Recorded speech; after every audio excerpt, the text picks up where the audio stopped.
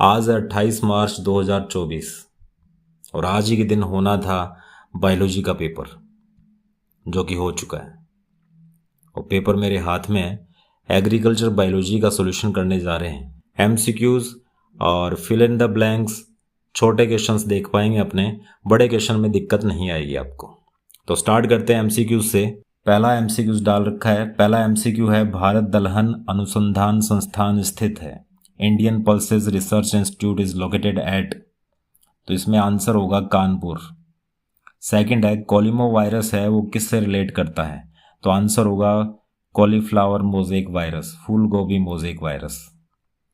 उसके बाद है काई क्लोनीय विविधता, इसमें से कौन सी ऐसी सरसों की कौन सी ऐसी किस्म है या मस्टर्ड की ऐसी कौन सी वैरायटी है जो कि काई क्लोनीय विविधता द्वारा उत्पन्न की गई है या सोमा क्लोनल वेरिएशन का रिजल्ट है, तो आंसर होगा पूसा जय किसान।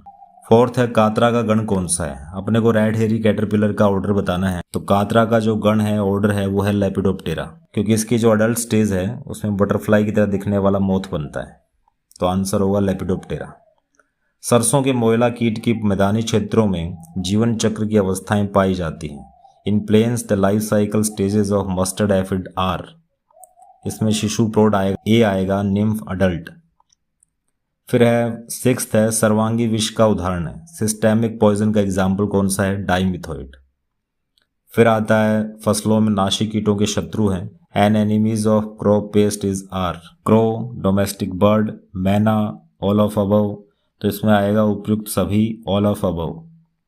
बोर्डो मिश्रण के खोजकर्ता कौन है, डिस्कवरर बताने अपने को। बोर्डोक्स मिक्सचर के जो डिस्कवरर हैं उनका नाम है प्रोफेसर मिलार्डे।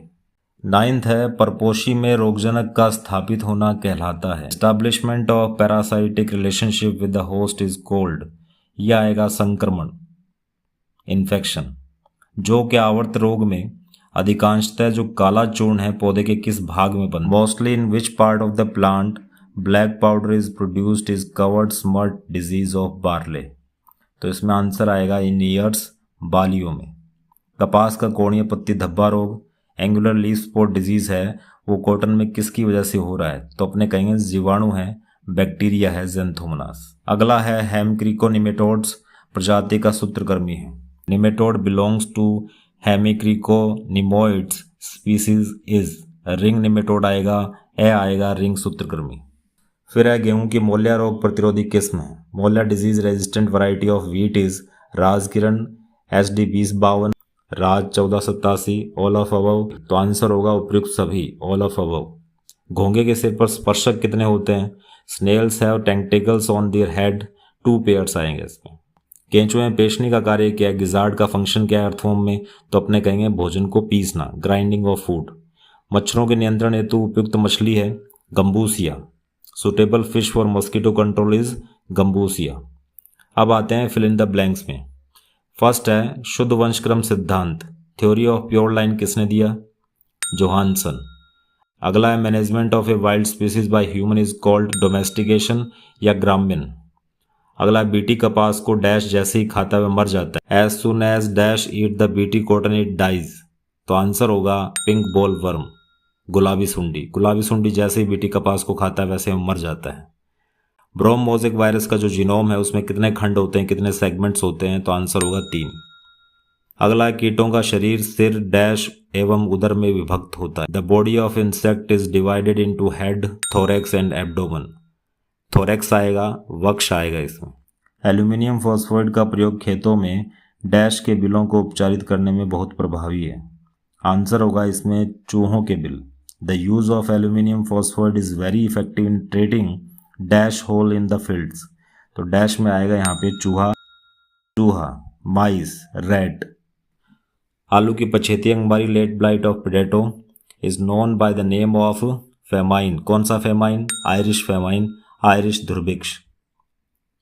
अगला है, सामान्यतः घोंगे आर्द्र एवं छायादार स्थानों पर पाए जाते हैं। Generally snails are found in humid and shady places, जहाँ पे छांव होती है वहाँ पर मिलते हैं।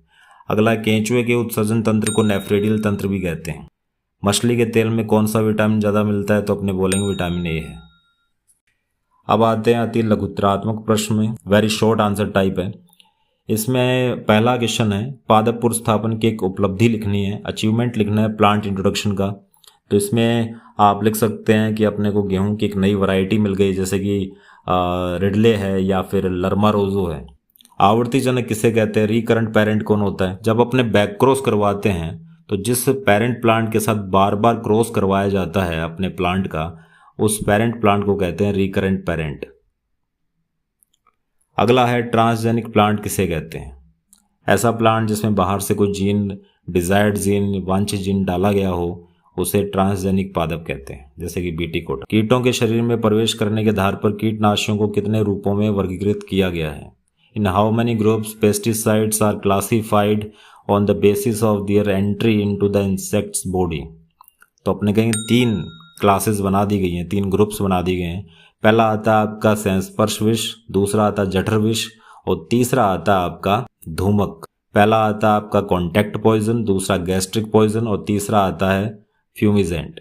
अगला है, प्रकाश का अगर अभाव हो जाए या अंधकार हो जाए उसकी वजह से पौधे हैं वो पीले पड़ जाते हैं, इसे कहते हैं इशोलेशन या इटियोलेशन, पांडुरता। अगला है, बेर की फल मक्खी का एक प्रबंधन लिखना है। बेर में फल मक्खी की रोकथाम करनी है, क्या करना पड़ेगा?